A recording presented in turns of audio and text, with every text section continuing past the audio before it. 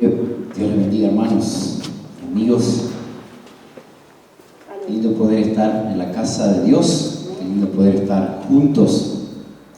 Dice la Biblia que donde hay dos o tres que están reunidos en el nombre de Jesús, dice que ahí está Él en medio de ellos. Eso es una promesa de Dios, es una promesa de Jesús para nosotros, y eso significa que a pesar de que quizás nuestros ojos carnales no ven a Jesús, pero Jesús está acá en medio nuestro. Jesús está acá en medio nuestro y Él nos habla de diferentes maneras. Se nos habla a través de una canción, Él nos habla a través de una palabra, de una oración. Él nos habla a través de un pensamiento que surge en nosotros y Él nos habla a través de su palabra. Y dice que su palabra es la que trae fe a nuestros corazones. Amén. Si ustedes me quieren acompañar en el texto, pensaba para el día de hoy, está en el libro de Juan, el Evangelio de Juan, el capítulo 15, y el versículo 1 al 5.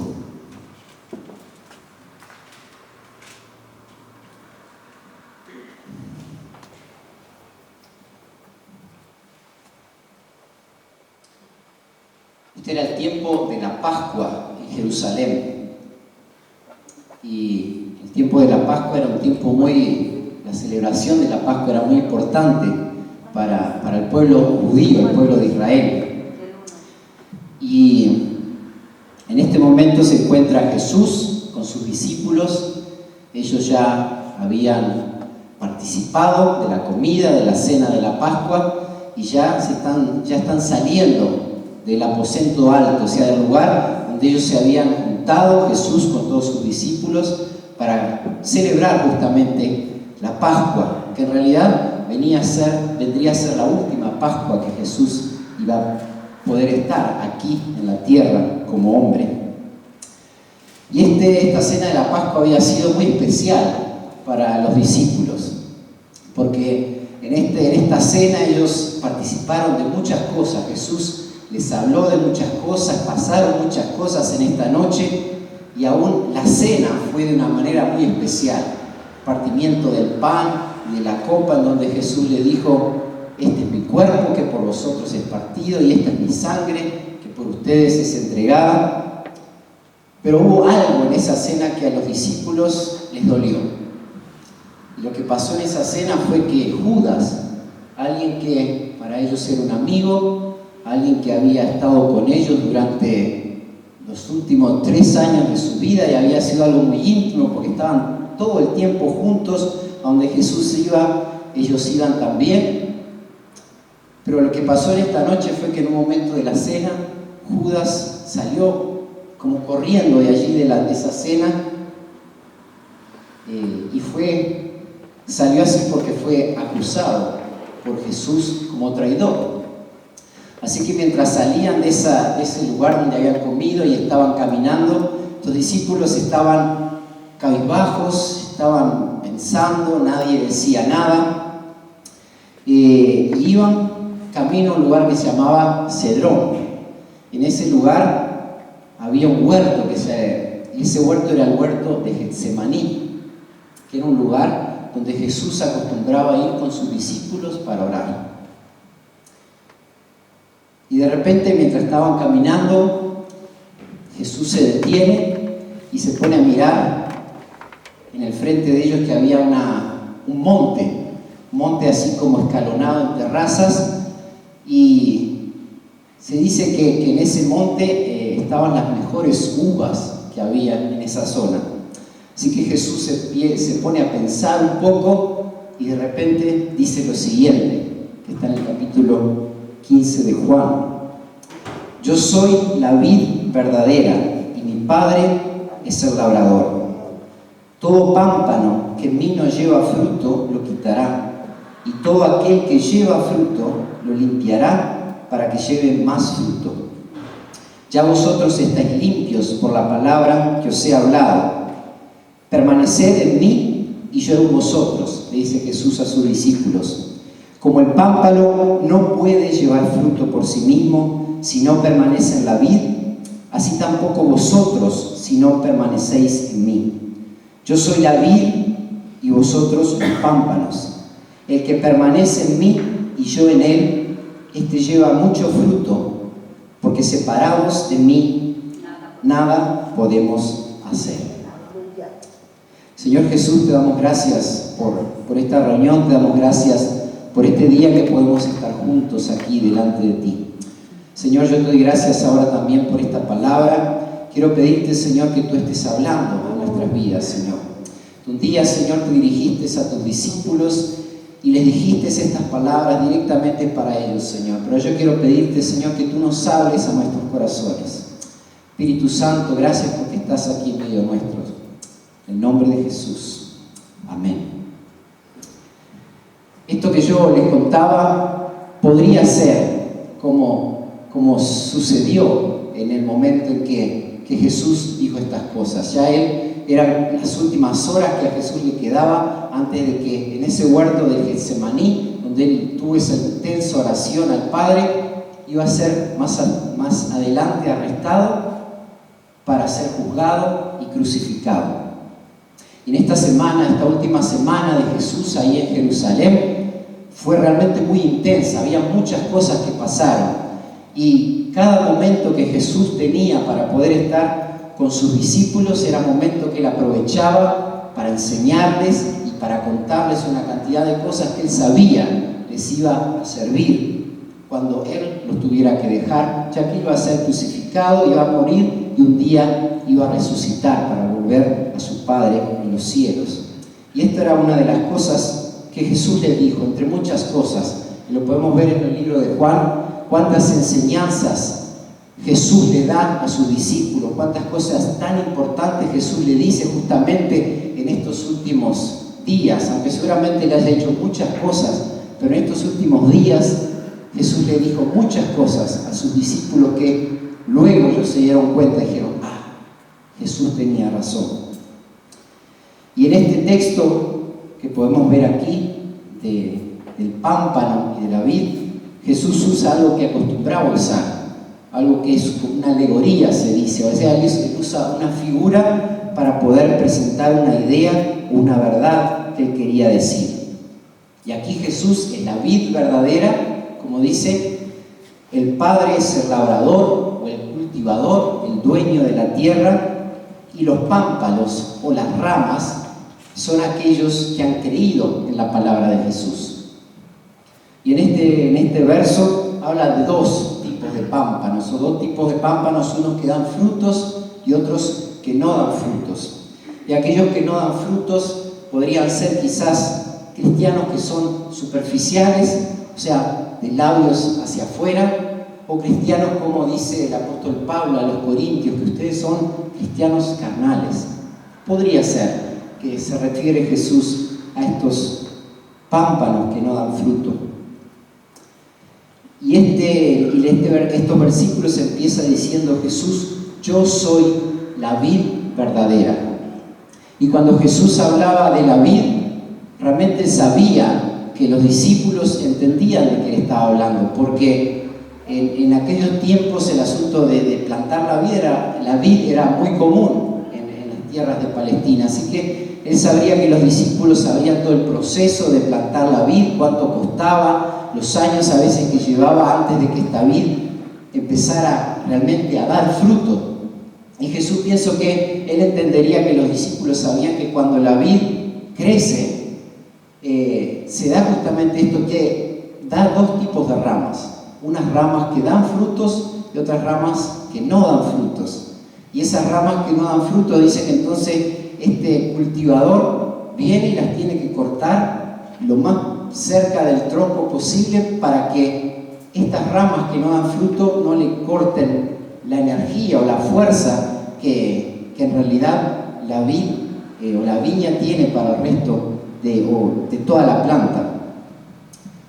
Y seguramente también los discípulos conocían mucho de que esta figura de la viña era algo que el pueblo judío lo sabía muy bien porque era un símbolo que en el Antiguo Testamento se encontraba o se hablaba del pueblo de Israel. Se dice que el pueblo de Israel es la viña de Dios.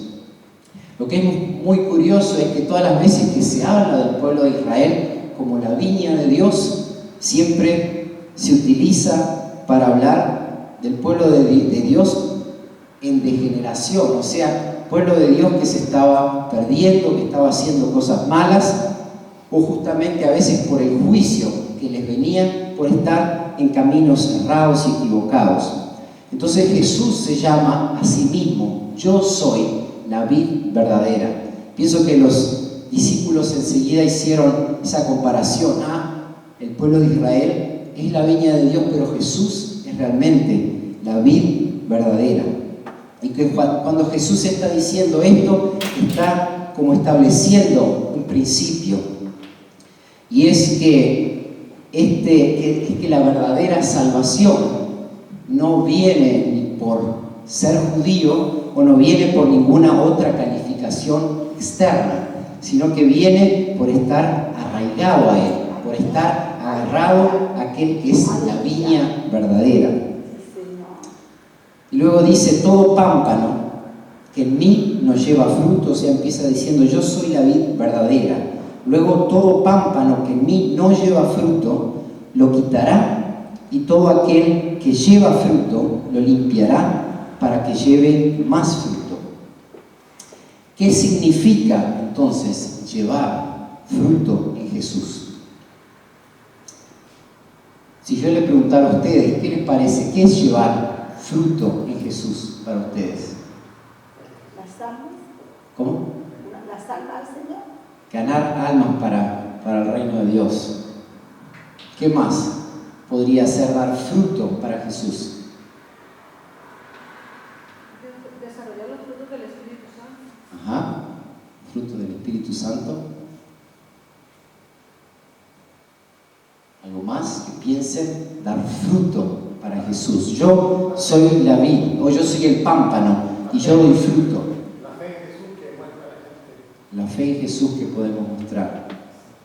O sea, se puede haber varias cosas acerca de lo que sería el dar fruto para Jesús. Y una cosa es, como decía la hermana, el poder ganar a otras personas, traer a otras personas que puedan, así como nosotros un día encontramos el camino de la fe o el camino de quién Jesús es. Eso es una manera de dar fruto, pero no es solamente eso lo que se refiere el poder dar fruto. Yo leía en un comentario de la Biblia, una Biblia sueca, que dice que dar fruto o llevar fruto se trata de todo aquello que viene como resultado de nuestra vida. Y solamente en este capítulo 15 se nombra la oración, el gozo y el amor como ejemplos de fruto. Y en otro comentario decía que el fruto del cristiano se trata de las cualidades de su carácter, como ustedes decían, las cualidades del carácter del cristiano.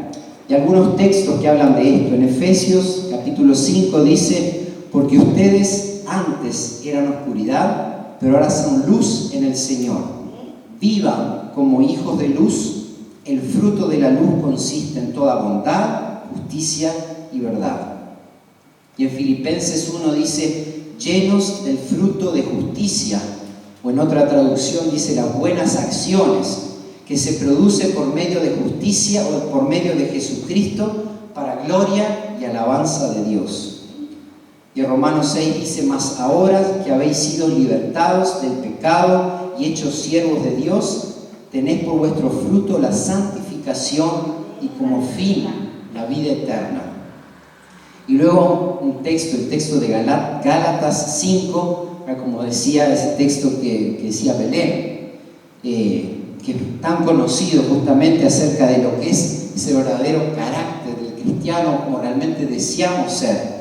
Que dice: pero el fruto del Espíritu es amor, es gozo, es paz, es paciencia, es benignidad, es bondad, es fe, es mansedumbre y templanza.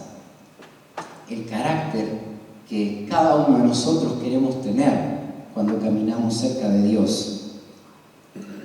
Todo pámpano que en mí no lleva fruto lo quitará, y todo aquel que lleva fruto lo limpiará para que lleve más fruto. O sea que si leemos este texto, sin duda, algo muy importante para todo cristiano es el llevar fruto. Y no se trata de dar fruto si es que lo quiero hacer, o a lo mejor si esta semana tengo algún lugarcito en la almanaca, en el calendario, entonces voy a tratar de dar algún frutito, sino que no existe una posición media, no existe una posición neutral, si se puede decir así. O damos fruto o no damos fruto. Y como hijos de Dios somos llamados a dar fruto, somos llamados a producir. Simplemente una pequeña aclaración antes de seguir. Esto de dar fruto como cristiano en realidad no tiene nada que ver a lo que es recibir la salvación, ya que la salvación es algo que obtenemos solamente por gracia, dice la Biblia, y no existe nada que nosotros como seres humanos podamos hacer para encontrar la salvación, sino que solamente la alcanzamos cuando tenemos un sincero corazón de querer conocer a Dios. Y mientras yo miraba este texto y veía justamente que hay dos opciones, la de dar fruto o el no dar fruto, y que estas dos opciones traen consecuencias, yo pensaba en ese texto que está en el capítulo 25 de Mateo, donde se llama o se rubrica la parábola de los talentos. Yo sé cuántos conocen ustedes, pienso que sí, la mayoría, la parábola de los talentos. Y ahí en este lugar se habla de un señor que entrega a su siervo, junta a sus siervos, y a uno le entrega 5 talentos, dice. Y los talentos eran una especie de medida de algo, una medida de peso de algo, seguramente alguna moneda de oro o algo que tenía un valor importante. Entonces a uno se le daba 5 talentos, a otro le dio 2 talentos y a otro le dio 1 talento. Y por supuesto lo que el Señor se estaba esperando de sus siervos era que ellos pusieran a producir estos talentos y obtuvieran ganancias. Y dice esta parábola de los talentos que el que tenía 5 y el que tenía 2, ellos invirtieron y recibieron ganancias, pero aquel que tenía 1 talento, dice que como él tenía miedo a este siervo, lo que hizo fue esconder el talento que tenía. Y por supuesto, al esconder este talento no produjo ganancia. Y cuando vino el Señor para tomar lo que era suyo, Él vio que algunos habían producido ganancia. Y a estos los elogió simplemente y les aceptó porque los apremió, porque ellos habían producido ganancia. Pero aquel que había escondido el talento porque tenía miedo a este señor, dice que el Señor lo nombró como siervo malo, negligente, le quitó el talento y lo echó fuera de delante de su presencia. Y con esto lo que yo veía que es tan importante esto que el Señor ha puesto en nuestras manos, en nuestras vidas, ya sea dones, ya sean talentos, o sea, cosas que nosotros podemos hacer, ya sea por el carácter, ya sea por nuestro tiempo o por nuestros bienes. Esto no es solamente un regalo que el Señor nos dio para que nosotros hiciéramos lo que nosotros quisiéramos, sino que es algo que Dios nos puso en nuestras manos para que nosotros lo pudiéramos administrar.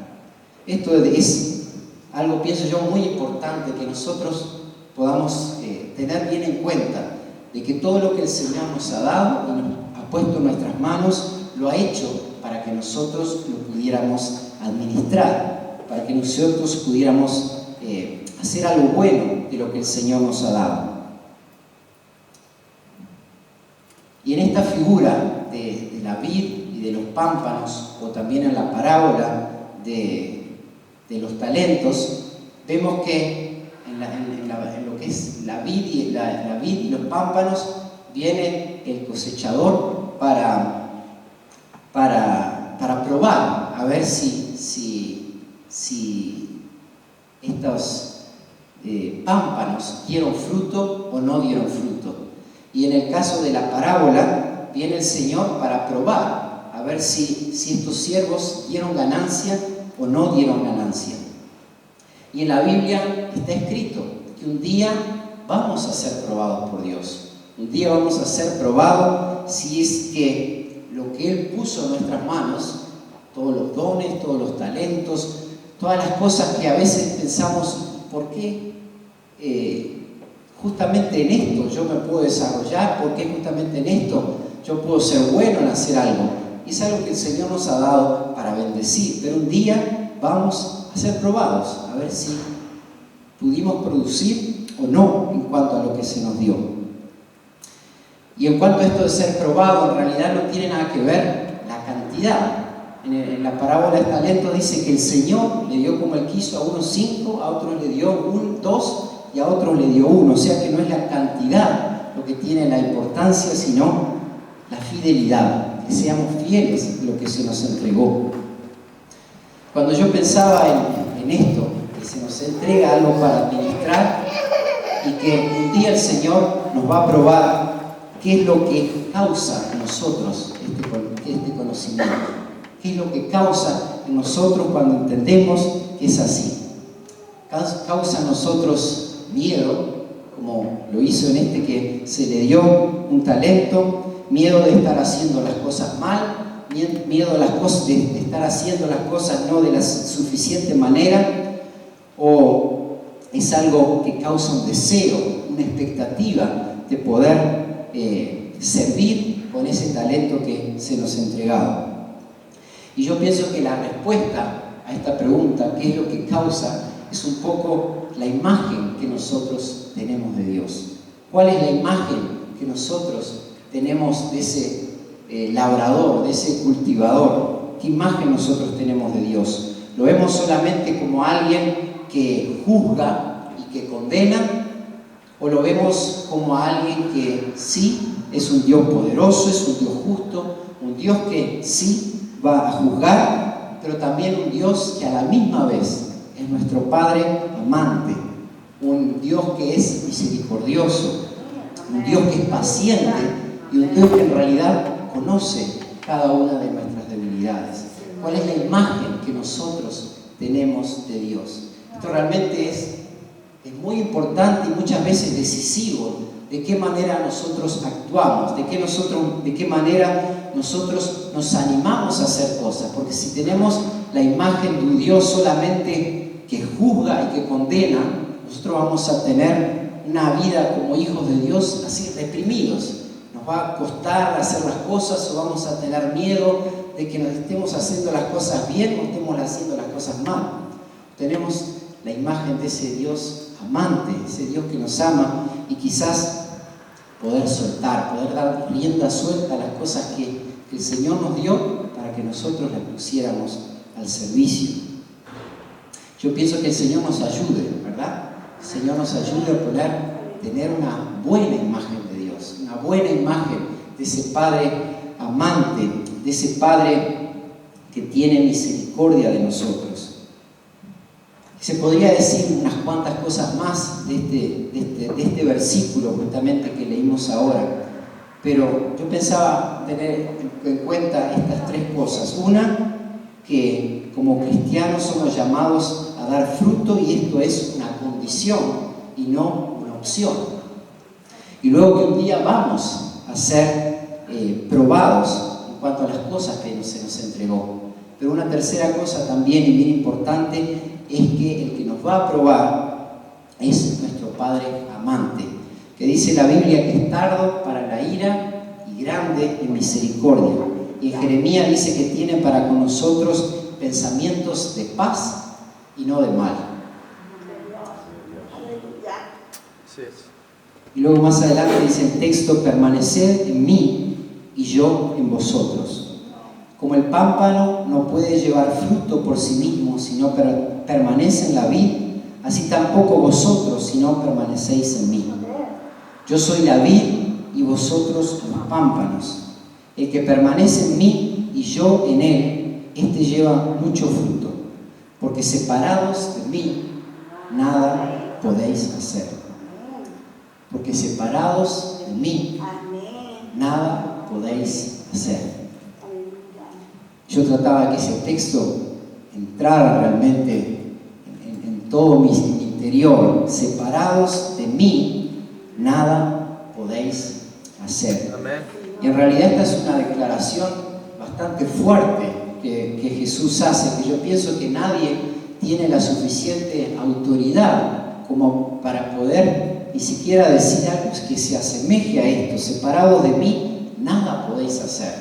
Yo pienso que si un político, un líder político o algún líder religioso o algo que tenga un cargo de autoridad se pusiera a decir, separados de mí, nada podéis hacer.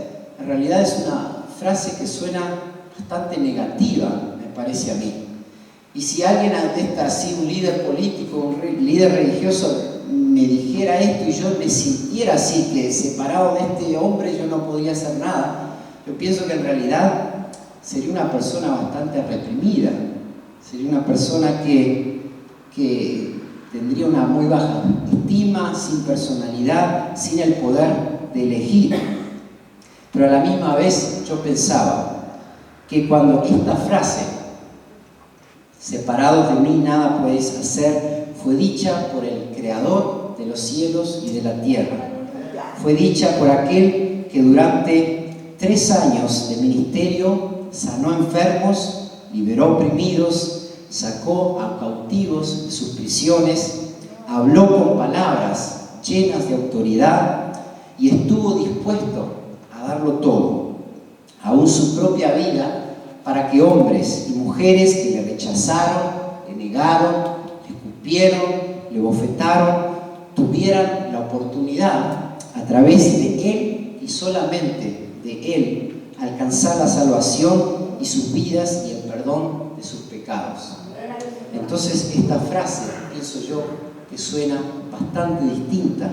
Separados de mí, nada podéis hacer. Pienso que entonces esta frase ya suena como una frase de seguridad, una frase de confianza, una frase de alivio o una frase de ánimo. Saber que separados de Él, nada podemos hacer. Pero Él también dice, pero si permanecen en mí, entonces ustedes van a poder dar mucho fruto. Si permanecen en mí, ustedes van a poder encontrar todas aquellas cosas que yo he pensado para cada uno de ustedes. Si permanecen en mí, ustedes van a poder encontrar una vida de victoria, una vida como el Señor realmente quiere para cada uno de nosotros. Amén. Que el Señor pueda estar hablando en nuestras vidas a través de esta palabra que da para cada uno de nosotros. Señor, te damos gracias.